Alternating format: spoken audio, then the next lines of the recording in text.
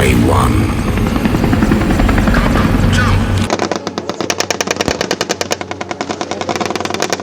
এখান থেকে বেরিয়ে বঙ্গভবনে গিয়ে রাষ্ট্রপতির সঙ্গে সাক্ষাৎ করেন।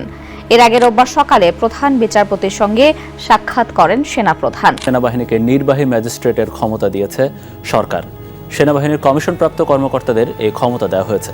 এরই ধারাবাহিকতায় নিজেদের ইমেজ ধরে রাখতে তৎপরতা বাড়িয়েছে দীর্ঘদিন ধরে ক্ষমতার বাইরে থাকা দল বিএনপি। বাংলাদেশ সেনাবাহিনী এখন অপরাধের আঁতুড়ঘর। এমন কোন অপরাধ নেই যার সাথে আমাদের বাংলাদেশের সেনাবাহিনী জড়িত না। আর এখন সেনাবাহিনীর অপরাধ নিয়ে আপনি যতই কথা বলবেন আপনি ততই আশ্চর্য হবেন, এবং যত হিসাব করবেন ততই দেখবেন তাদের অপরাধ বেড়ে যাচ্ছে। তারা এমন কোনো হীন অপরাধ নেই যেই অপরাধের সাথে তারা জড়িত নয়। বর্তমান সেনাবাহিনী ডক্টর ইউনূসের বিরুদ্ধে ষড়যন্ত্র করতে আছে সরকার উৎখাত করার জন্য এবং সরকারকে ফেলে দেওয়ার জন্য বিভিন্ন ধরনের ষড়যন্ত্র করছে। কিন্তু তাদের যে সমস্ত ষড়যন্ত্র করছে সেই সমস্ত ষড়যন্ত্র ফাঁস হয়ে গেছে।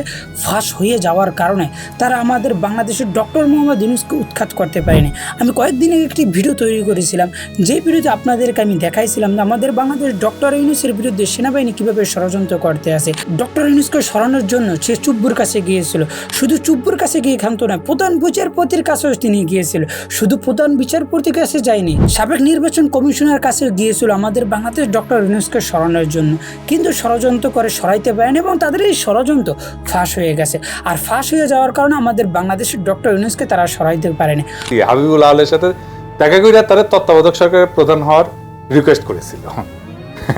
তারপরে হয়েছে অ্যারেস্ট, জেনে গেছে সবাই।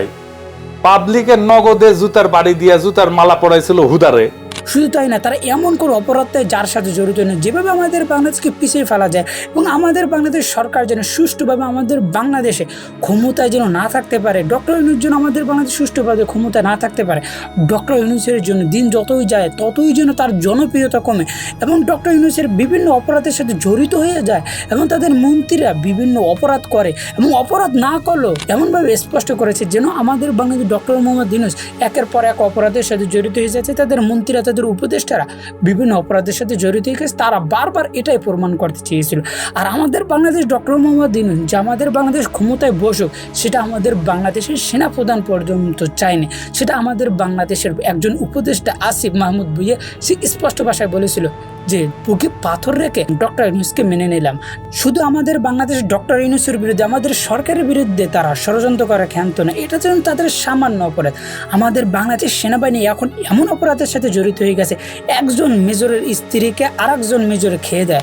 শুধু তাই না, যখন সে বিচার চাইতে গেছিলো, সেই মেজরের স্ত্রী বিচার চাইতে গেছিলো, অন্য মেজররা আইয়া তাকে হুমকি ধমকি দিয়ে গেছে, এই আপনার কারণে আমাদের সম্মান নষ্ট হয়ে গেছে। এবং বাইরে মিডিয়া এবং সাংবাদিককে জানানোর জন্য এবং বাইরে মিডিয়াকে জানানোর জন্য, পিনাকি ভট্টাচার্যকে জানানোর জন্য সেনাবাহিনীর মান সম্মান নাকি নষ্ট হয়ে গেছে। এই কারণে যে ধর্ষণ হয়ে গেছে, যে মাজলুম, যার উপর জুলুম হয়েছে তাকে উল্টো ধমকে গিয়েছে।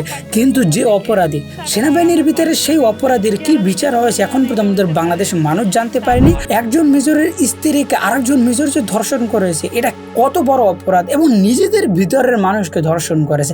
আর বাইরের মানুষকে তাদের কাছে ধর্ষণ করার নিম্ন এবং পানিপাতের মতো।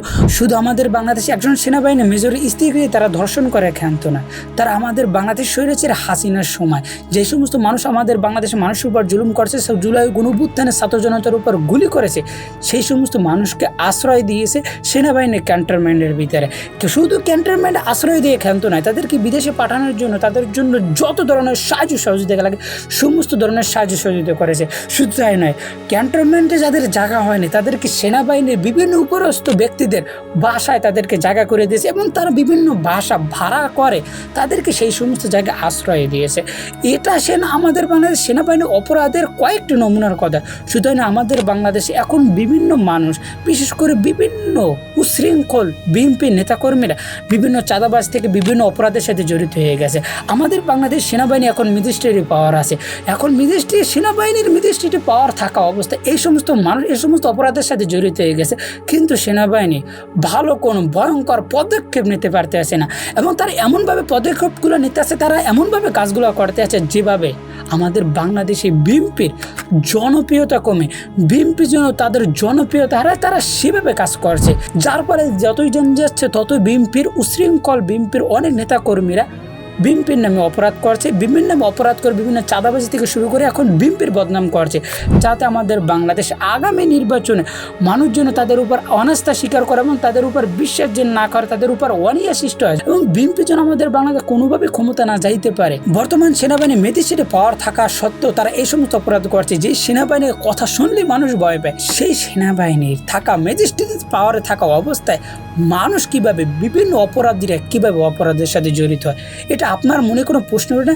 এই সমস্ত কথা আমি বলছি না, আমার মতো সাধারণ বলছেন, বিএনপির অনেক মানুষ বলছে বিএনপি যেভাবে বদনাম হবে, বিএনপি যেভাবে খারাপ হবে, মানুষের কাছে তাদের ইমেজ যেভাবে খারাপ হবে, সেভাবে আমাদের বাংলাদেশ সেনাবাহিনী কাজ। বিএনপি মাথা ঘুরে না দাঁড়াতে পারে, আর বিএনপি মাথা ঘুরে না দাঁড়াতে পারলে আওয়ামী লীগকে বাংলাদেশ আনা তাদের জন্য সহজ হবে, যার ফলে আমাদের বাংলাদেশ সেনাবাহিনী, বিশেষ করে উপরস্থ যে সমস্ত সেনাবাহিনী আছে, উপরস্থ যে সমস্ত কর্মকর্তা আছে, তারা কাজ করতে আসে এমনভাবে যেন বিএনপিকে মাইনাস করে আওয়ামী লীগকে আবার বাংলাদেশ ক্ষমতা আনা যায়। আর বাংলাদেশ যদি বিএনপি শক্ত অবস্থায় না থাকে, যে কোনো সময় আওয়ামী লীগের তাদের কার্যক্রম আবার শুরু হয়ে যেতে পারে। আর আওয়ামী লীগ যে নিষিদ্ধ করেছে, সেই নিষিদ্ধতা যে কোনো সময় বৈধতা হয়ে যেতে পারে। তাই আমাদেরকে সতর্ক থাকতে হবে। শুধু তাই নয়, আমাদের বাংলাদেশে আওয়ামী লীগকে ফিরে আনার জন্য সেনাবাহিনী বিভিন্ন ধরনের অপরাধ করেছে এবং সরকারকে উৎখাত করার জন্য যে সমস্ত ষড়যন্ত্র করেছে, ভিডিও শুরুতেই আমি বললাম যে তারা কিভাবে আমাদের বাংলাদেশে ষড়যন্ত্র করছে সরকার উৎখাত করার জন্য। পিলখানা হত্যাকাণ্ড নিয়ে তারা এখন রাজনীতি করছে। যে সমস্ত মানুষ পিলখানা হত্যাকাণ্ডে জড়িত ছিল, যারা আসল অপরাধী, যাদের কারণে আমাদের বাংলাদেশ 57 জন সেনা অফিসারকে হত্যা করা হয়েছে, সে সমস্ত অপরাধীদেরকে বিচার আওতায় আনতে দেন। এবং পিলখানা হত্যাকাণ্ড নিয়ে যারাই কথা বলছে, তাদের উপর সেনাবাহিনীর উপরস্থ কর্মকর্তারা অনেক রাগ রয়েছে। এর পিছনে কারণ হলো, যারা অপরাধী তারা যেন বেঁচে যেতে পারে, আর নিরপরাধ মানুষ এবং বিডারের যে সমস্ত নিরপরাধ মানুষ এখন জেলখানায় বন্দী হয়েছে, তাদের যেন সেরা আনা হয়। এই কারণে আমাদের বাংলাদেশের উপরস্থ সেনা কর্মকর্তারা বিভিন্ন ধরনের ষড়যন্ত্র করছে এবং পিলখানা হত্যাকাণ্ডের যেন বিচার না হয় এবং ঠিকঠাক মতো অপরাধীকে এবং বিভিন্ন তদন্ত যেন না হয়, তারা এই কারণে বিভিন্ন ধরনের বাধাপ্রত্যাখ্যান করছে। এবং সেনাবাহিনী প্রধান পর্যায়ে বলছে পিলখানা হত্যাকাণ্ড নিয়ে একবারে চুপ থাকবে, কেউ কোনো কথা বলবে না। এই ধরনের বাসনভঙ্গিতে সে অনেক কথা বলেছে। সেনাবাহিনীর উপরস্থ কর্মকর্তারা চাচ্ছে আমাদের বাংলাদেশে গত 15-16 বছরে সেনাবাহিনীর উপরস্থ যে সমস্ত কর্মকর্তারা ছিল, যারা বিভিন্ন অপরাধের সাথে জড়িত ছিল, তারা চায় না আমাদের বাংলাদেশের আদালতে তাদের বিচারক, তারা চাইতেছে সেনাবাহিনীর আদালতে কোর্ট মার্শালের মাধ্যমে তাদের বিচার করতে। কিন্তু কোর্ট মার্শালের ভিতরে গুম খুন হত্যা এটা কোনো অপরাধই না। আর যে কারণে তারা বারবার চাচ্ছে কোর্ট মার্শালের মাধ্যমে সেনাবাহিনীর গত 14-15 বছর যে সমস্ত মানুষ অপরাধী ছিল, ভয়ঙ্কর অপরাধী মানুষ গুম খুন হত্যা করেছিল, বিরোধী দলকে দমন করেছিল, যেভাবে পাচ্ছে সেভাবে মানুষ হত্যা করার বৈধতা দিয়েছিল। এবং সেনাবাহিনীর যে সমস্ত অপরাধী ছিল, তারা এখন বড় বড় পদে রয়ে গেছে, কারণ আওয়ামী লীগের তাবেদার ছিল, আওয়ামী লীগের কথা মতো তারা কাজ করতো, যার ফলে এখন বড় বড় পদে রয়েছে। আর বড় বড় পদে যারাই আছে, তারা সকলেই চাইতে আছে আওয়ামী লীগ বাংলাদেশ ফিরে এবং কোর্ট মার্শালের মাধ্যমে সেনাবাহিনীর যে সমস্ত অপরাধীরা আছে তাদের বিচার করা হোক।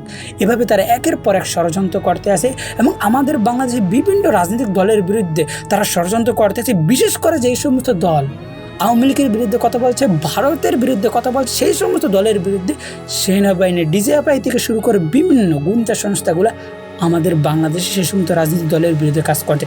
তাই আমাদের বাংলাদেশ সেনাবাহিনী থেকে এখন সতর্ক থাকতে হবে। বিশেষ করে আমি উপরস্থ সেনাবাহিনীর কর্মকর্তাদের কথা বলছি, আমি নিম্নস্থ সেনাবাহিনীর কর্মকর্তাদের কথা আমি বলি না। যে সমস্ত নিম্নস্থ কর্মকর্তা আছে সেনাবাহিনীর, তারা ন্যায় এবং নিষ্ঠার সাথে কাজ করছে এবং জনগণের সাথে কাজ করে। আমার জুলাই গণঅভ্যুত্থানে আমরা যে এত তাড়াতাড়ি সাকসেসফুল হয়েছে, 5ই আগস্ট আমরা যে জুলাই গণঅভ্যুত্থান সাকসেসফুল হয়েছে, এটা হয়েছে সেনাবাহিনীর নিম্নস্থ কর্মকর্তাদের জন্য, উপরস্থ কর্মকর্তাদের জন্য কখনো হয়নি। তারা চেয়েছিল হাসিনাকে ক্ষমতায় রাখতে, আর হাসিনাকে ক্ষমতায় রাখলে তারা হাজার কোটি টাকা দুর্নীতি, অনেক ঘুষ বাণিজ্য করতে পারে, তারা গুম খুন হত্যা করতে পারে, বিরোধীদের দমন করতে পারবে এবং সাথে সাথে তাদের প্রমোশন হবে। এবং সেনাবাহিনীর উপরস্থ যে সমস্ত বেশিরভাগ মানুষ চেয়েছিল হাসিনা যেন ক্ষমতায় থাকে। এই যে ওয়াকার, সেও পর্যন্ত চেয়েছিল যেন হাসিনায় ক্ষমতায় থাকে, কিন্তু নিম্নস্থ কর্মকর্তাদের চাপে সেটা করতে পারেন। সেটা তো দিবলোকে স্পষ্ট হয়ে গেছে বিভিন্ন সেনাবাহিনী কর্মকর্তাদের কাজের মাধ্যমে। তাই আমাদেরকে সতর্ক থাকতে হবে এবং ওয়াকারকে সরাতে হবে। এবং ওয়াকারকে সরাতে হবে কোন পদ্ধতিতে, সে বিষয়ে পিনাকি ভট্টাচার্য একটি ভিডিওতে বলেছিল যে কীভাবে তাদেরকে সরাতে হবে। বিশেষ করে আমাদের বাংলাদেশে একজন রাজনৈতিক মুরব্বী লাগবে, সেই মুরব্বীর মাধ্যমে এই সমস্ত কাজ করতে হবে। সেই রাজনৈতিক মুরব্বী আমাদের বাংলাদেশ দলমত নির্বিশেষে সবাই আমাদের বাংলাদেশের বেগম জিয়াকে বিশ্বাস করে এবং বেগম জিয়াকে ভালোবাসে এবং বেগম জিয়ার উপর আমাদের বাংলাদেশের মানুষের আস্থা এবং বিশ্বাস আছে। খারাপ অবস্থা কে আছে? একজন মানুষ, এটা হইতেছে ওয়াকার। কারণ ওয়াকারের উপরে সবাই বিলা, আমরাও বিলা, হাসিনাও বিলা। হাসিনারে পলায় যেতে দিলেও, আওয়ামী দুর্বৃত্তদের পালায় যেতে দিলেও হাসিনা বিলা তার উপরে, কারণ হাসিনা মনে করে ওয়াকার চাইলে তাদের রক্ষা করতে পারতো, কিন্তু করে নাই। এই সমস্যাটার সমাধান করা যেতে পারে একভাবে, সব রাজনৈতিক দল খালেদা জিয়ার উপরে আস্থা ন্যস্ত করে বলবে যে আপনি ম্যাডাম আমাদের পক্ষ হইয়া তারে গ্যারান্টি দেন, মানে ওয়াকারকে গ্যারান্টি দেন যে ওয়াকারের ভবিষ্যৎ নিরাপত্তা আমরা দেখব, তার যেন কোনো সমস্যা না হয়। এটা ওয়াকার নিজে গেছে খালেদা জিয়ার সাথে দেখা করতে, খালেদা জিয়া হয়তো বলছেন কি বলে নাই আমি জানি না, কিন্তু খালেদা জিয়া যদি সমস্ত রাজনৈতিক দলের ম্যান্ডেট নিয়ে নিজে গ্যারান্টার হয়ে ওয়াকার সাহেবকে বলে, তাহলে ওয়াকার সাহেব ঘুটু করার কথা চিন্তা করা বাদ দিয়ে দেবে। এবং পিনাকি ভট্টাচার্য যে সিস্টেম বলেছে সেই সিস্টেম যদি আমরা ওয়াকারকে সরাইতে পারি এবং উপরস্থ যে সমস্ত কর্মকর্তা আছে তাদেরকে সরাতে পারি, যে সমস্ত কর্মকর্তারাই হাসিনা নিয়োগ দিয়ে গেছে সেই সমস্ত কর্মকর্তা আমাদেরকে সরাতে হবে, না তাহলে অতি শীঘ্র আমাদের এই জুলাই গণঅভ্যুত্থান ব্যর্থ হবে এবং অতি শীঘ্রই আমাদের বাংলাদেশে আবার একটি 111 আসতে পারে। সেদিকে আমাদেরকে সতর্ক থাকতে হবে এবং সেনাবাহিনীর সমস্ত ষড়যন্ত্র থেকে আমাদেরকে, বিশেষ করে আমাদের জনগণকে সতর্ক হতে হবে যেন সেনাবাহিনী আমাদের বাংলাদেশ সরকারের বিরুদ্ধে, আমাদের রাষ্ট্রের বিরুদ্ধে, জনগণের বিরুদ্ধে জুলাই গণঅভ্যুত্থান ব্যর্থ এমন কোনো কাজকর্ম না করতে পারে, সেদিকে আমাদেরকে সতর্ক থাকতে হবে। তাই ভালো থাকবেন, সুস্থ থাকবেন, চ্যানেলের পাশে থাকবেন। এই চ্যানেলের ভিতরে এবং এই ভিডিওর ভিতরে যে সমস্ত বিষয় নিয়ে কথা বলছি, এই সমস্ত বিষয় নিয়ে আপনাদের কি মন্তব্য অবশ্যই নিচে কমেন্ট করে জানাবেন। ভালো থাকবেন, সুস্থ থাকবেন, চ্যানেলের পাশে থাকবেন, চ্যানেলটা সাবস্ক্রাইব করে রাখবেন।